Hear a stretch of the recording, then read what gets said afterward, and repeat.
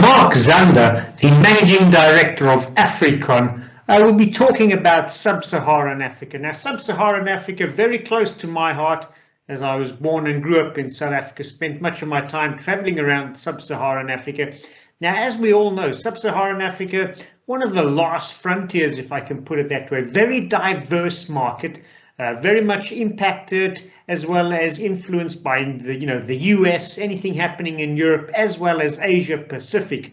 So, Marc Zander, our next speaker, will be speaking about Sub-Saharan Africa and the importance that South Africa has in driving the African economy, but not only the South African market, lots of other key countries in Africa. So enjoy the presentation on Sub-Saharan Africa by Marc Zander, Managing Director of Africon.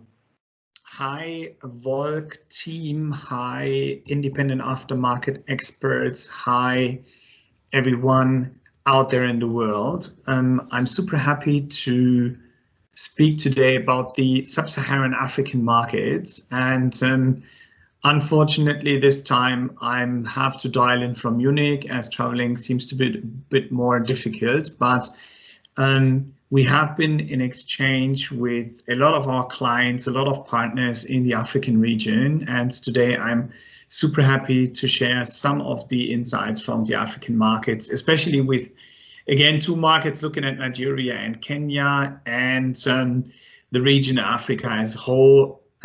And I'm obviously more than happy to share some clients' voices as well. Thank you very much again for this invitation. And yes, let me probably share the screen. Yes. So again, as a short reminder, my name is Marc Zander. I'm working for the company Africon since more than 10 years now, being a consulting company with the sole focus on Africa. Over the past 6 to 7 years, we've developed a strong footprint in the Sub-Saharan African region, especially with a focus on automotive.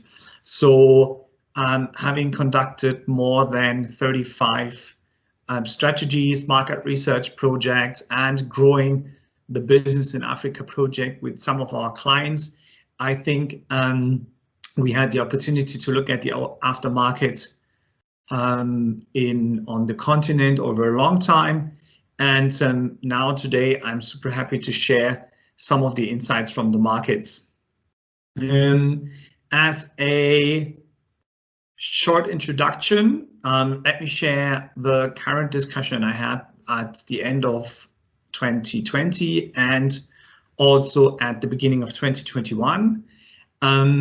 Clients did share with us that the African region has actually made up some of the losses they had in other regions. So we do see a quite positive development for the moment in some of the regions, especially in some markets, even though they were also declining. But some of the sales in the region could help companies, especially in the automotive aftermarket, to still have sales and to still make up for the region. And we even have spoken to a client last week who said they will now hire 2 more people for the African region.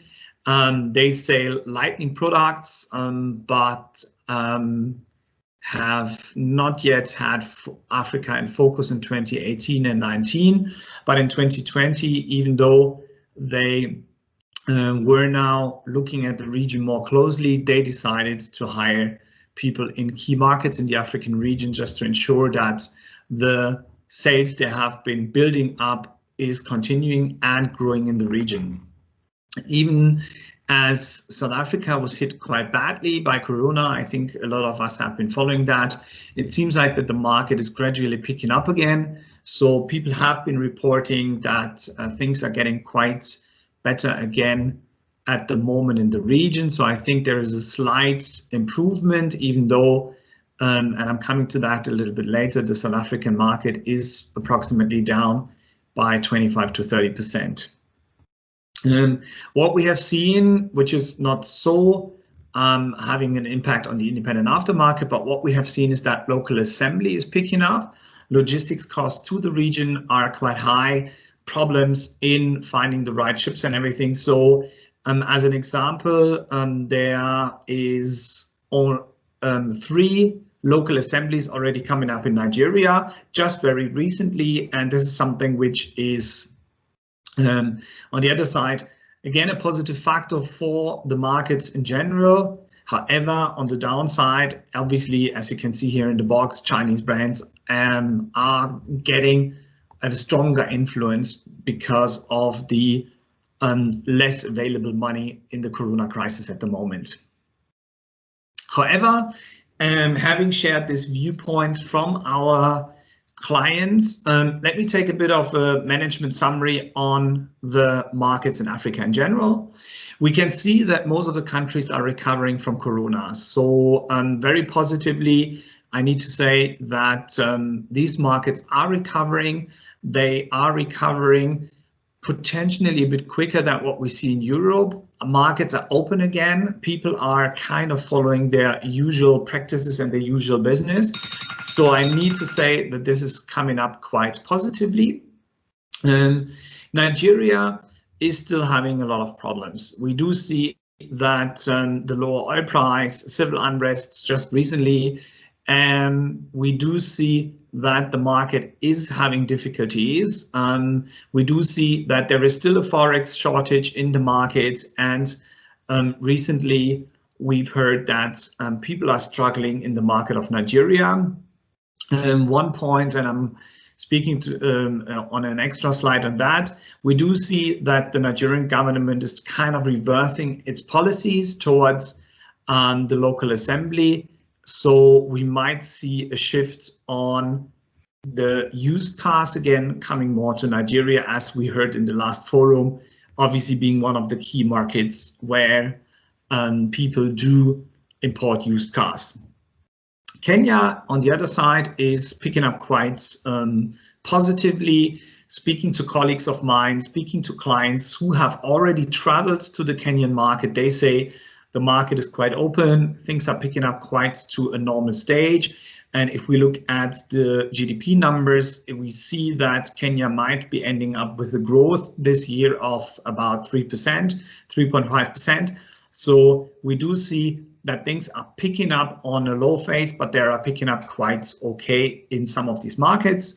The same goes for Ghana. Ghana, as you might have read, is one of the focus markets of many automotive companies, especially also on the OE side. So we do see that Ghana looks quite positively, in contrast, for example, to some of the markets which were coming up quite positively. A lot of people have heard about Ethiopia, with more than 100 million people living in Ethiopia, but where Ethiopia does have some civil rights problems at the moment. Coming to the Corona cases, and this is about 3 to 4 weeks ago, but we do see that some of the markets like Kenya, like Nigeria, report below 100,000 cases in total, which are some of the figures we've heard from the UK or Germany or other markets on a daily basis. However, I need to say that having spoken to a lot of team members locally, it seems like these cases are very underreported. So people do have cases amongst their families, do have people amongst their friends. So we as Africon guess that the numbers in Africa are higher than what we can see. However, the effect on business is only partially because business is going on as usual. And obviously, we need to see and observe the situation quite closely. As a reminder, Africa at the moment has about 5 million cars more as a region than Germany. So in total, the African region looks at approximately 53 to 54 million cars. This obviously been growing, a lot of them, as we know, used cars in the region. Going a bit more detailed into the markets on Nigeria, for example, we can see that the workshops are open, repairs are happening, cars are driving, there is only a curfew overnight, so things are quite normal in the Nigerian market. We do see, as I told you before, that we have a strong pickup in local production as logistics costs are high. We have a new finance bill which reduces the car imports to 5 to 10% on imports duties than it used to be before for 35. So we might see a strong pickup again in terms of importing of used cars.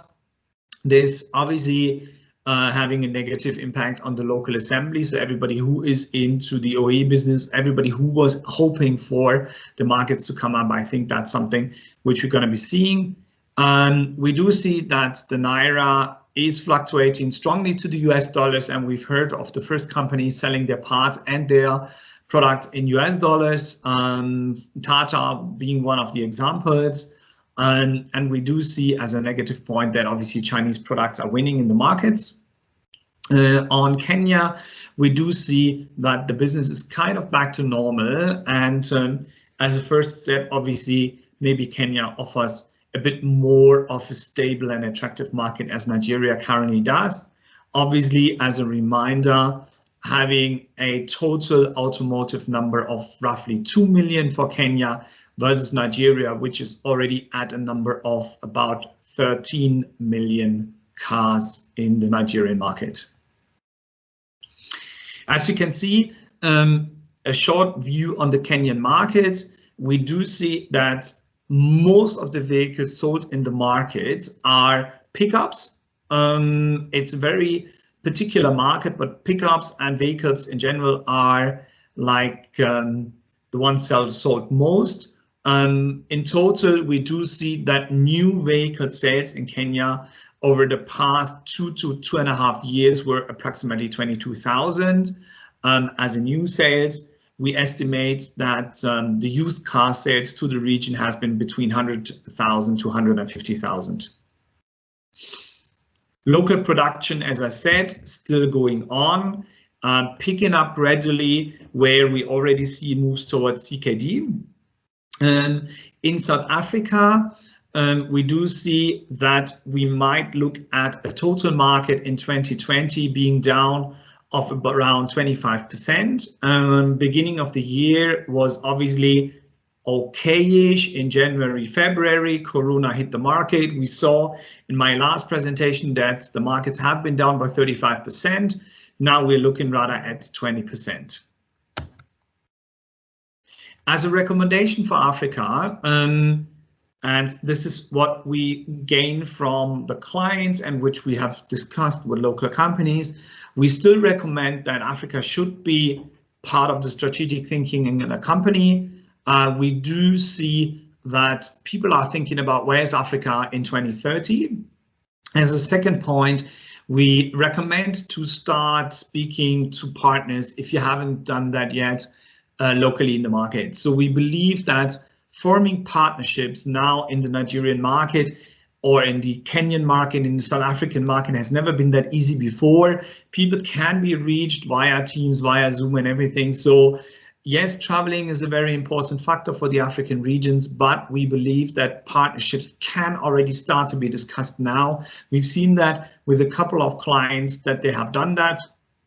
We also recommend amongst the companies who are probably listening to what I'm saying now is to join hands to tackle the problems in Africa. We do see counterfeits, we do see a lot of imports. Can people come together and challenge this in some of the markets? I think we strongly recommend that there is a dialogue amongst the companies who are maybe listening to this today. And the final recommendation we believe is something which is very important to do now is to develop talents who can cover the African region today. So you will have to start thinking about who's going to handle Africa for us in the future.